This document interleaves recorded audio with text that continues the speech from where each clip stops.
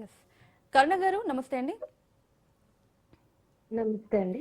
ఈ social media వల్ల ఎన్ని ప్రయోజనాలు ఉన్నాయో అలాగే అన్ని అప్రయోజనాలు కూడా ఉన్నాయి. చాలా మంది కూడా యువత కానీ పిల్లలు కానీ చూడని కంటెంట్ ఎంతో సోషల్ మీడియాలో రూల్స్ లేకుండా పోస్ట్ చేయడం వల్ల అది చెడు ప్రభావం అయితే చూపిస్తోంది పిల్లలపైన. సో దీనిపై మీరేమంటారు? ఈ బ్యాన్ చేసే విధానాన్ని మీరు ఎలా చూస్తున్నారు? థ్యాంక్ యూ అండి. First of all happy republic day అందరికి. సో ఒక్కటి ఏం చెప్పాలనుకున్నామంటే, సో మీరే అది పాయింట్అవుట్ చేశారు. సో డెవలప్మెంట్ ఎంత ఉంటుందో మనకి అదర్ సైడ్ లో మనకి డిసడ్వాంటేజెస్ కూడా సమ్ టెక్నాలజీ కానీ సైన్స్ కానీ సోషల్ కానీ దేంతోనైనా అది so 2 sides of a coin అని చెప్పేసి మాట్లాడుకుంటా ఉంటాం మనం. సో దీంట్లో ఎస్పెషల్లీ సోషల్ మీడియాకి వచ్చేసరికి మేము ఎగ్జాక్ట్లీగా వాట్ వీఆర్ డూయింగ్ అనేది ఒక చిన్న 2 లైన్లో చెప్పి దాని తర్వాత ఏం చేయొచ్చు అనేది మనం కూడా మాట్లాడుకోవచ్చు. సో సోషల్ మీడియాలో we basically work for prevention of online child sexual exploitation. So ఇక్కడ మనకి ఎక్స్‌ప్లాయిటేషన్ అనేది రకరకాలుగా ఉంటది. సో దానివల్ల ఇప్పుడు ఫోన్లు ఎక్కువ చూడడం వల్ల పిల్లలకి ఐ ప్రాబ్లమ్స్ వస్తున్నాయి అని చెప్పేసి, హెల్త్ ప్రాబ్లమ్స్ వస్తున్నాయి అని చెప్పేసి, సో మెంటల్ ట్రామాకి గురయ్యే ఛాన్సెస్ వస్తున్నాయి అని చెప్పేసి చాలా రకాల సమస్యలు ఉంటాయి. దాంతో పాటు sexual exploitation of girls and even boys teenage age లో ఉన్న పిల్లలకు కూడా చాలా రేట్లో ఉన్నదన్నమాట. సో దాన్ని బేసిక్ గా ఫోకస్ చేస్తే మేము వర్క్ చేస్తా ఉన్నాము. సో ఏదైతే మనం చూసుకుంటున్నామో సెక్షువల్ ఎక్స్‌ప్లాయిటేషన్ అనేది ఇన్ని రోజులు మనము ఆఫ్లైన్ లోనే జరుగుతుంది, అది మెయిన్ గా గర్ల్స్ కి జరుగుతుంది అని ఒక పర్సెప్షన్ లో ఉండేవాళ్ళము. సో ఇప్పుడు అది it came in to online. So every girl or every bye who is on the social media is vulnerable to the exploitation. అది ఏ రకమైన ఎక్స్‌ప్లాయిటేషన్ అయినా కావచ్చు. ఇప్పుడు మీరు చెప్పినట్టు యూత్ ఎవరైతే mostly addicted to social media ఉన్నారో, సో వాళ్ళకి ఏమవుతుంది అని అంటే, సో ఒక పక్క వాళ్ళు సఫర్ అవుతూ ఇంకొకరిని సఫర్ చేసే ఛాన్సెస్ ఇందులో ఎక్కువ ఉంటాయి. సో అది బాయ్స్ కానీ మన దగ్గర కొన్నిసార్లు మనం ఏమనుకుంటున్నాం అని అంటే గర్ల్స్ మాత్రమే ఇందులో సఫర్ అవుతున్నారు అని అనుకుంటాం. మా దగ్గర ఉన్న కేస్ స్టోరీస్లలో సో గర్ల్స్ వల్ల కొన్నిసార్లు బాయ్స్ ఫేస్ చేసే ఇబ్బందులు కూడా ఉంటాయన్నమాట. So we call it as like cyber bullying కావచ్చు, స్టాకింగ్ కావచ్చు, సెక్షువల్ ఎక్స్‌ప్లాయిటేషన్ ఆర్ మేము దాన్ని ఎక్స్‌ప్లాయిటేషన్ అని చెప్పేసి సెక్స్‌టార్షన్ అని మాట్లాడుతూ ఉంటాము. సో ఇలాంటి రకాలైన సమస్యలన్నీ కూడా పిల్లలు సఫర్ అవుతా ఉన్నారు. సో దీన్ని మనం చెక్ పెట్టాలంటే డెఫినెట్లీ ఆస్ట్రేలియా తీసుకొచ్చిన ఏదైతే మనకి బ్యాండ్ అనే సిస్టమ్ ఉందో, so of course it is very effective.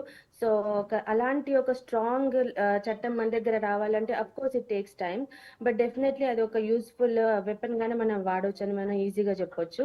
కాకపోతే దానికంటే ముందు మనం ఏం చేయొచ్చు అని అంటే, ఇంతకుముందు శ్రీకాంత్ సార్ చెప్పినట్టు కొన్ని మనం ఏదైతే రెగ్యులేషన్స్ చేయగలుగుతామో మేము మా దగ్గర నుంచి వెళ్ళి, ఎస్పెషల్లీ సోషల్ మీడియా వల్ల పిల్లలు ఎంత సఫర్ అవుతున్నారో ఒక పక్కన చెప్తే, సోషల్ మీడియా ద్వారానే ఎలా సోషల్ మీడియా క్యాంపెయిన్స్ చేయొచ్చు.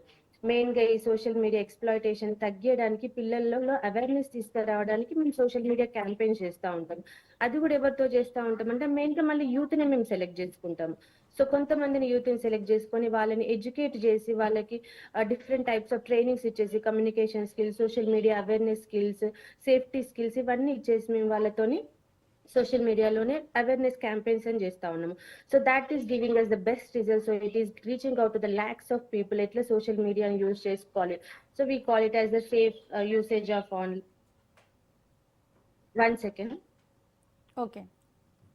కరుణ గారు, అయితే ఆస్ట్రేలియాలో అయితే ప్రవేశపెట్టిన ఈ విధానం సత్ఫలితాలను అయితే ఇస్తోంది. కొంతమంది పిల్లలైతే సోషల్ మీడియా బ్యాన్ చేయకముందు మేము ఎలా ఉన్నామో, బ్యాన్ చేసిన తర్వాత కూడా అలానే ఉన్నాం, మాకేం పెద్ద ఎఫెక్ట్ అయితే లేదు అనేసి అంటున్నారు. ఇంకొందరు మాత్రం ఈ నకిలీ బర్త్ డేట్తో యూట్యూబ్ మరియు స్నాప్చాట్ అకౌంట్స్ ఇట్లా తీసుకొని వాడుతున్నట్లుగా తెలుస్తుంది. సో బ్యాన్ చేసినప్పటికీ కూడా మళ్ళీ వాడకం అయితే జరుగుతోంది ఎంతో కొంత. సో దీన్ని ఎలా చూడాలి? కోర్స్ మన దగ్గర కూడా ఇప్పుడు మన ప్రతి చట్టానికి చాలా స్ట్రిక్ట్ రూల్స్ అండ్ రెగ్యులేషన్స్ ఉంటాయి, స్ట్రిక్ట్ పనిష్మెంట్స్ ఉంటాయి. బట్ స్టిల్ అందులో ఉండే లూప్ హోల్స్ ని యూజ్ చేసుకోవడము, దాని నుంచి వెళ్ళి ప్రాబ్లమ్స్ క్రియేట్ చేయడం అనేది అది కామన్ గా జరుగుతూ ఉంటది. బట్ ఇక్కడ మనం చూడాల్సింది ఏంటంటే, సో ఎప్పుడైతే చట్టాలు ఉండడము సరే అక్కడ వాళ్ళు దాన్ని ఒక స్ట్రిక్ట్ యాక్ట్ గా తీసుకురావడము, దాన్ని బ్యాన్ చేయడము బాగానే చేస్తున్నారు. సో దాంతో పాటు ఇప్పుడు మనం ఏం అడుగుతున్నాం అంటే, అందుకోసమనే ఎగ్జాక్ట్లీ ఇది తీసేయండి, ఇది ఆపేయండి అని చెప్పేసి అని దీంతో పాటు కంప్లీట్ చేంజ్ వచ్చేస్తుంది అని అనుకుంటే it is not so practical అని అనిపిస్తుంది అనమాట. అఫ్ కోర్స్ ఆ సిస్టమ్ ఉంటూ దాంతో పాటు మనం ఇంకేం చేయొచ్చు అని అంటే, ఏదైతే మనం ఇప్పుడు పాజిటివ్ పేరెంటింగ్ అని కొన్ని పదాలు మేము వాడుతూ ఉంటాము. పాజిటివ్ పేరెంటింగ్, సో పిల్లలతోని పేరెంట్స్ ఎలా మూవ్ అవ్వాలి, ఎస్పెషల్లీ సోషల్ మీడియాకి సంబంధించి. అంటే వాళ్ళు సోషల్ మీడియా యూజ్ చేసేటప్పుడు వాళ్ళు ఏం కంటెంట్స్ చూస్తున్నారు, ఎంత ఎంతసేపు చూస్తున్నారు అనేది పేరెంటల్ కంట్రోల్ యాప్స్ పెట్టుకోవడం ద్వారానో, లేదా వాళ్ళల్లో సోషల్ మీడియా చూడడం వల్ల ఎలాంటి అనర్థాలు వస్తాయని ఒక అవగాహన తల్లిదండ్రుల నుంచి పిల్లలకు వెళ్ళడం అనేది చాలా ఇంపార్టెంట్ అని మేము నమ్ముతా ఉంటాము.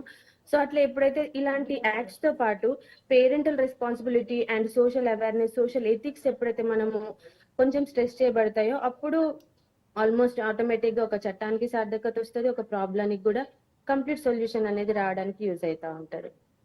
ఎస్ కర్ణ గారు, అలాగే ఈ విధానాన్ని ఏపీలో కూడా ఫాలో అవ్వాలని చెప్పి నిర్ణయిస్తున్నట్లు తెలుస్తోంది. సో ఇండియాలో కూడా 16 ఏళ్లలోపు పిల్లలకి ఈ సోషల్ మీడియా బ్యాన్ చేయడం అనేది నిజంగానే అవసరం. సో ఏపీ ఫాలో అవ్వాలనుకుంటుంది, సో మిగిలిన రాష్ట్రాలు కూడా ఫాలో అయితే బాగుంటుంది అని అనిపిస్తుంది. సో మీరేమంటారు దీనిపైన? డెఫినెట్లీ అండి. ఏదన్నా మంచి జరుగుతుంది పిల్లలకి, ఎస్పెషల్లీ మేము as a social activities related to children, పిల్లలకు మంచి జరుగుతుంది అన్నప్పుడు ఏ సిస్టమ్‌నైనా ఆహ్వానించడం అనేది చాలా మంచిది. దాంతో పాటు ఆస్ట్రేలియాలో చూసుకుంటే ఇప్పుడు కొన్నిటికి వాళ్ళు ఎక్సెప్షన్స్ ఇచ్చారు. లైక్ యూట్యూబ్ కిడ్స్ దానికి ఎక్సెప్షన్ ఇచ్చారు. వాట్సాప్ మెసెంజర్‌కి ఎక్సెప్షన్ ఇచ్చారు. ఏదైతే అన్‌వాంటెడ్ ఉన్నాయో టిక్‌టాక్ గానీ, ఎక్స్ గానీ, స్నాప్‌చాట్ గానీ ఇలాంటి వాటికి వాళ్ళు కంప్లీట్‌గా రెస్ట్రిక్షన్ పెట్టారు. సో కాబట్టి ఏదైతే రెస్ట్రిక్టెడ్ ఉన్నాయో కంప్లీట్‌గా రెస్ట్రిక్ట్ చేస్తూ, ఏదైతే యూజ్‌ఫుల్ ఉన్నాయో పిల్లలకు గానీ, టీనేజర్స్ వాళ్ళకి గానీ ఏదైతే యూజ్‌ఫుల్ ఉన్నాయో వాటిని పర్మిషన్ ఇస్తూ ఇలాంటి ఒక డెసిషన్ తీసుకుంటే గనక ఇట్స్ హ్యాపీ ఫర్ ఎవ్రీవన్.